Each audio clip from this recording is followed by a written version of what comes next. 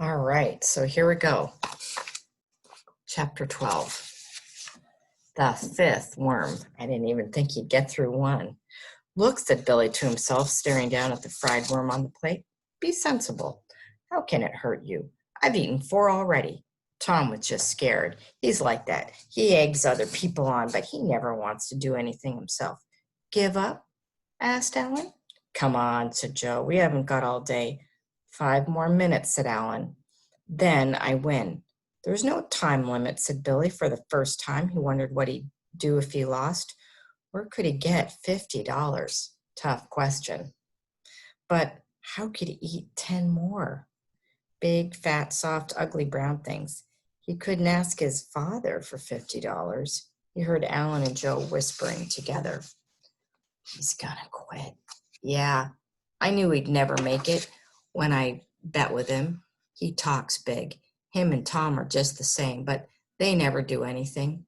Billy gritted his teeth, glopped on ketchup, mustard, salt, grated cheese, whatever was on the crate, anything, everything, and then grabbed up that worm and tore it apart with his hands, stuffing it into his mouth, chewing and swallowing, gulping. Then, panting, he reached out, wiped his gooey hands on Alan's trousers, grinned messily up at him, and said, There, 5. Chapter 13. Nothing to worry about.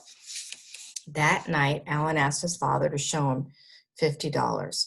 After that, he couldn't sleep, tossing and turning in his rumpled bed. Suppose he lost? Tough question.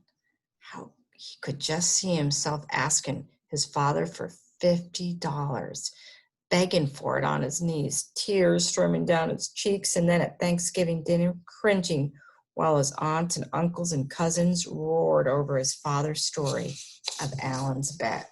Something my parents would have done too, particularly me and my mom. He slid out of bed and snuck down the carpeted hall to his parents' bedroom. You got to wake him, Mrs. O'Hara. You got to, he whispered into the phone. It's an emergency. I got to speak to him. Pause. I got a hoarse throat, Mrs. O'Hara. That's why I'm whispering. Please, pause. Gee, thanks, Mrs. O'Hara. No, I won't call this late again. It's.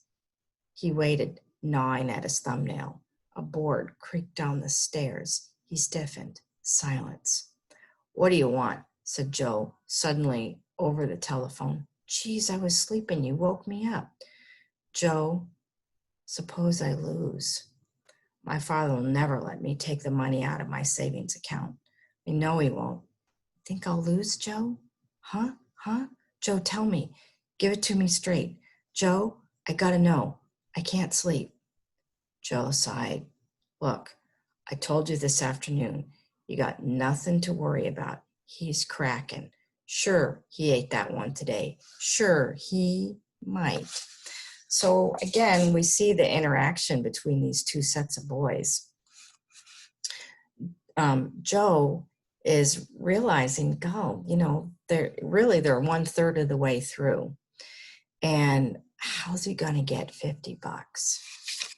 Again, tough question.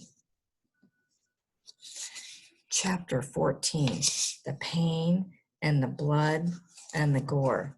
Something tells me this one is going to make my stomach get all upset.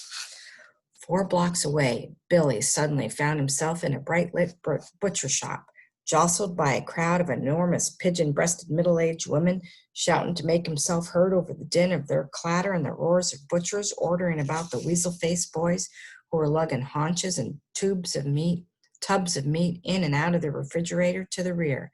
Then a butcher saw Billy jumping among the women and asked for his order, and Billy gave it.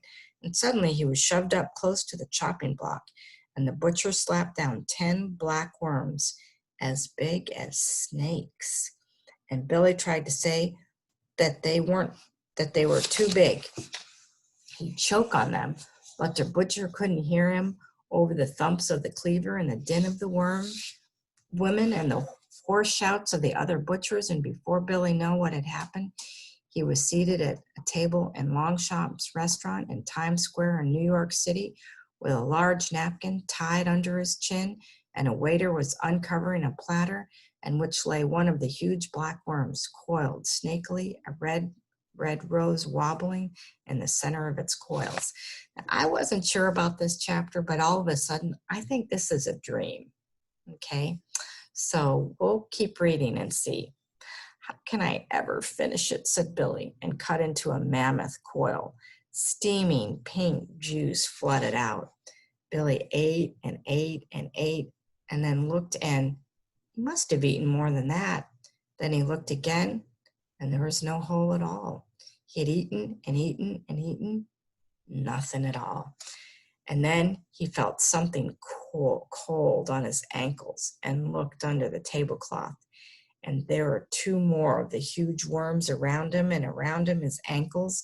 And then he felt something weighing down his arm and looked, and there was another worm wound around his arm, glaring hungrily at him with its bloodshot eyes. And worms don't have eyes, so I'm thinking this is a dream. And from everywhere in the vast room, winding between the tables, waiters approached carrying huge silver serving platters. Billy opened his eyes. For the first moment in the moonlight flooding his bedroom, his two bare feet sticking up out of the bottom of the covers looked like two huge white worm heads. So it was a worm. And then he realized, and aha, he had been dreaming, and he sank back into his pillows, the nightmare melting away. There were no huge worms as big as pythons. He was home in bed. His parents were asleep in the next room. His stomach rumbled. But suppose Joe hadn't been lying. The hair stood up on the back of his neck. Or suppose Joe had made it up, but had been right anyway without knowing it. A shutter banged. Billy glanced out the window and saw the moon riding among the tossing leaves. His stomach rumbled and gurgled. He groaned. Suppose he was dying. He'd heard of people waking up in the middle of the night with pains in their stomachs, and then as the windows turned gray in the dawn, they died. Toadstools, soured lobster, tainted pork. That was a pain. He clutched his stomach and groaning, half fell, half staggered out of the bed, hobbled toward the door, bent double, but there was an antidote. He whimpered. It didn't hurt a lot, but nothing ever did to begin with, did it? Chapter 15, 3:15 a.m. His mother reached out and switched on the light. What kind of pain, Billy? He stood beside the bed, clutching his stomach. In my stomach. Oh, there it goes again, I think. Did you eat something before bed? She was pulling on her bathrobe. John. She shook her husband's shoulder. He mumbled sleepily. Did you eat candy or something before bed, Billy? Worms, groaned Billy. Worms? John. Billy, what kind of worms? Regular worms, night crawlers. She felt his forehead, lifted his chin to look at his face. You don't have a temperature. How many worms did you eat? 5. 2 boiled, 3 fried, with ketchup, mustard, horseradish, salt, pepper, butter, to make them taste better. Fried? Ketchup? Taste better? John, wake up. I had this bet with Alan. Oh, he groaned again. Take your hands away. Where does it hurt now? Show me. It doesn't really hurt so much. It's just rumbling and gurgling. Something awful. Then why are you groaning? Asked his father, sitting up. Because I'm afraid it's going to start hurting. Do you think I'm going to die, Daddy? Worms? His father asked. Ordinary worms? Earthworms? Billy nodded. How many did you eat this evening? 1 this afternoon. I've eaten 1 every day for the last 5 days. But they weren't little ones. They were night crawlers, huge ones, as big as snakes almost. His father lay back, down, pulling the covers up around his shoulders. Don't worry. Eating 1 night crawler a day for 6 weeks wouldn't hurt you. Go back to bread. It's probably all the ketchup and mustard that's upsetting your stomach. Drink a glass of warm water. John, are you sure? Said Billy's mother. Doesn't seem to me worms could be a very healthy thing to eat, John. His father snuggled deeper under the covers. I didn't say eating worms would turn him into all-American fullback. I just said they wouldn't hurt him. Now let's go to sleep.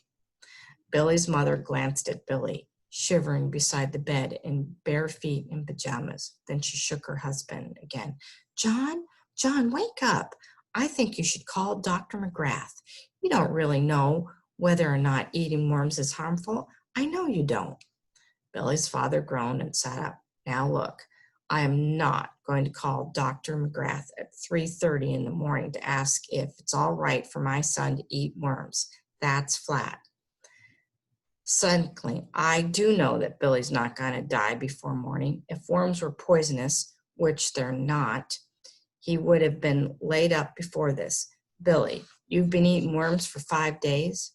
Billy nodded. All right. And thirdly, I ate a live crawfish when I was in college and have suffered no discernible health effects. And fourthly, I am going to sleep. Billy's mother slipped her feet into the slippers, stood up and buttoned her bathrobe, and then leaned over the bed and shook her husband's shoulders. John, I won't be able to sleep until you call. John, it's kind of an again and again. She keeps saying his name over to show how worried she is. What about tapeworms or fungus? John, wake up. Billy, you go back to bed. Your father will call Dr. McGrath. John? Billy lay in bed listening to his mother and father arguing in their bedroom. He could only make out a word here and there, usually when his father started to shout, only to be shushed immediately by his mother. Billy got sleepier and sleepier. His stomach had stopped rumbling and gurgling. It was warm and cozy under the covers after standing on the cold floor in his bare feet.